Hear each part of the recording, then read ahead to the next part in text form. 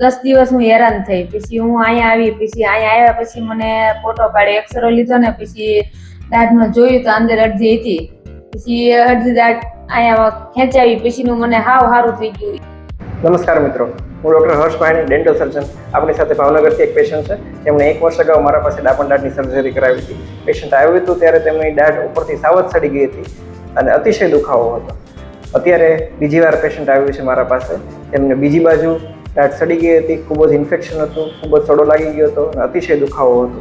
અત્યારે તેમની root canal કરી દાંત બચાવવાની સારવાર કરેલી છે અને તેના ઉપર સરખોની એની કેપ કરેલી છે. આવો જાણીએ તેમના પાસેથી કે તેમને નવી સ્માઇલ, નવી કેપ, નવા દાંત સાથે કેવું ફીલ થાય છે. અત્યારે બહુ સરસ થઈ ગયું, બહુ સારું કામ થયું.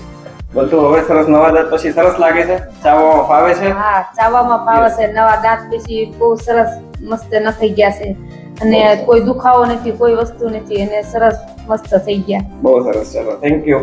Thank you.